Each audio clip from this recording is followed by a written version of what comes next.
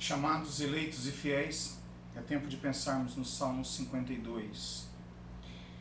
Eu gostaria de iniciar o estudo do Salmo, a meditação no mesmo, lendo o verso 9, que é o último verso do Salmo 52. E ele diz: Para sempre te louvarei, porque tu isso fizeste. E proclamarei o teu nome, porque é bom diante dos teus santos. Neste verso está contida a expressão porque tu isso fizeste. A que essa expressão se refere?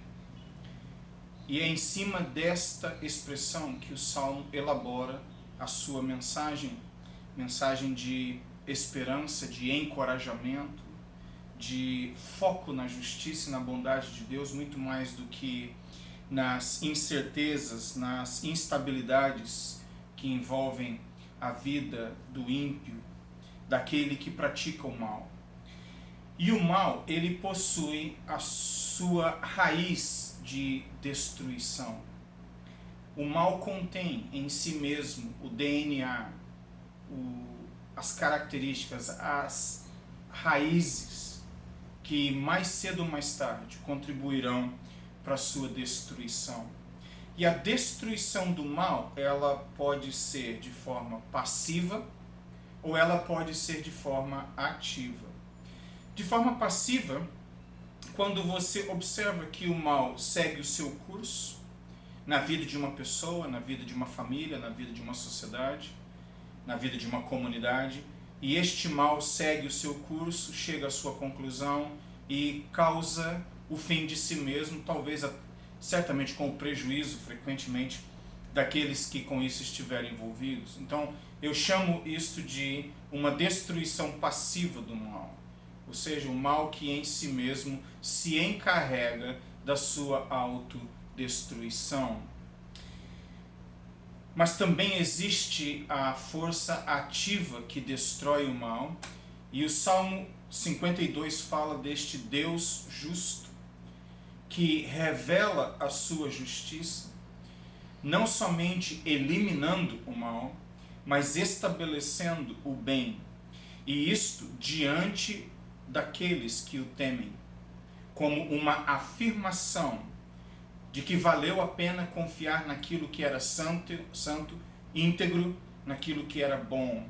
Em outras palavras, o Salmo 52, ele não somente questiona, mas ele condena a ideia de que o crime compensa.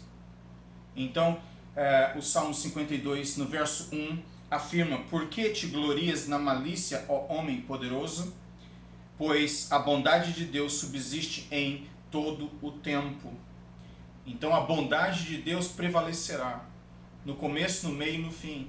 Não adianta orquestrarem o mal, prepararem maquinações, não adiantam os complôs. Deus manterá o seu curso de ação e alcançará os seus objetivos determinados desde a eternidade.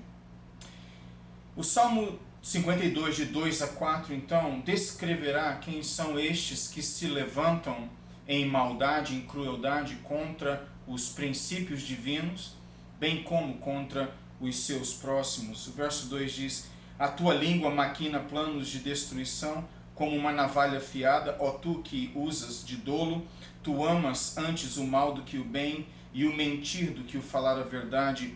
Amas todas as palavras devoradoras, ó língua fraudulenta.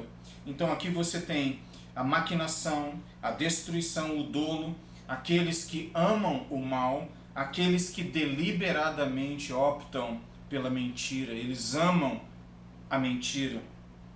E assim nós encontramos a referência à língua fraudulenta. Eles amam o mal, optam pela mentira, eles amam a ruína.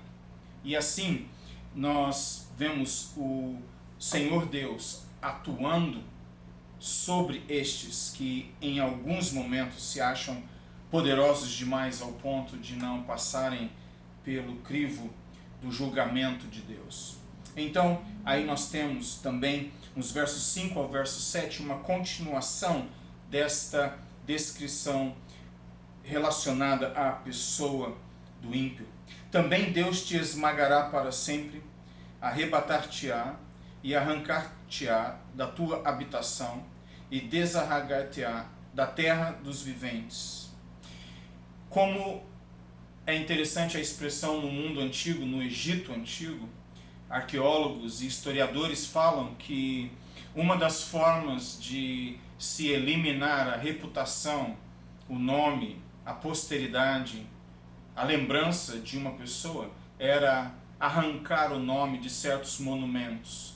E vocês já devem ter assistido programas que falam sobre o Egito Antigo, e naqueles monumentos, nomes que foram totalmente apagados, eles foram arrancados para que não fossem lembrados na posteridade ou pela posteridade. Então, nós vemos aqui que a mesma coisa acontecerá com estas pessoas que se acham poderosas, maliciosas o suficiente para acreditarem que os planos maquiavélicos, cruéis que elas têm, no final das contas vencerão.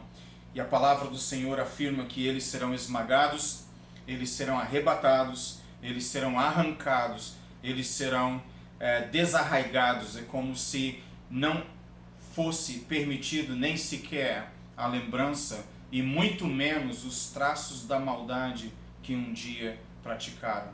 E esta é a mensagem então que traz uma palavra de alerta para o ímpio: se arrependam enquanto há tempo, mas ao mesmo tempo de esperança para o justo. Não desanimem diante das contradições, diante das conspirações, das maquinações do erro que visam a destruição do justo, a destruição daquilo que é bom, até mesmo a destruição daquilo que é concernente a Deus e o próprio Deus. As pessoas tentam, mas não conseguem, porque o Senhor Deus sempre tem e terá a palavra final. E com os versos 6 e 7 você tem: os justos o verão e temerão e se rirão dele, dizendo: eis aqui o homem que não tomou a Deus por fortaleza, antes confiava na abundância das suas riquezas e se fortalecia na sua perversidade. Há um momento quando isto parece vencer, quando o homem em sua arrogância, o homem em sua obstinação, ele confia no seu poder, ele confia em si mesmo, ele confia em sua própria perversidade, acreditando que isto prevalecerá. Mas os justos verão a queda desta pessoa provocada pela sua maldade de forma passiva. Eles continuam no processo de autodestruição, mas chega um momento em que a justiça divina acrescenta então este processo de finalização e assim traz esta atitude perversa ao seu fim. E a palavra de Deus diz nos versos 8 e 9: mas eu sou qual oliveira verde na casa de Deus, confio na bondade de Deus para sempre e eternamente. Para sempre te louvarei, porque tu isso fizeste, e proclamarei o teu nome, porque é bom diante dos seus santos. Em outras palavras, por esta razão, por ter estabelecido a bondade diante dos santos, estes que foram remidos e temem e tremem diante do Senhor Deus e de sua palavra, eles ficarão perplexos, surpresos, eles se rirão com a finalização do perverso em sua perversidade. E é neste sentido então que nós somos encorajados a terminarmos com as palavras do verso 9: para sempre te louvarei, para sempre te louvarei por causa da sua bondade, eu sempre na sua bondade confiarei, e a mesma eu proclamarei diante dos seus santos. E aqui eu quero chamar sua atenção para Tito, no capítulo 3, dos versos 4 ao verso 7. Mas quando apareceu a bondade de Deus, nosso Salvador, e o seu amor para com os homens, observe que aqui a bondade ela está em Cristo, encarnada e feita real em sua prática relacionada aos homens.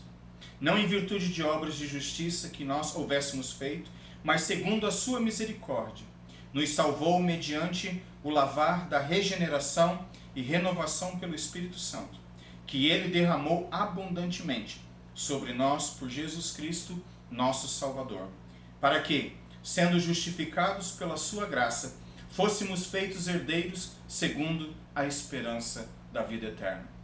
Esta bondade de Deus se manifestou a pessoas pecadoras, a pessoas perversas, que ouvindo a voz do Senhor, aceitaram os termos de reconciliação, se arrependeram, confessaram os seus pecados e a confiança no Senhor Deus Trino de Israel para a sua salvação. E assim obtiveram por graça e misericórdia, por absoluta vontade divina, salvação, não somente para esta vida, mas para a vida eterna. E o meu desejo é que esta bondade do Senhor marque as nossas vidas, hoje e para sempre. Até a próxima.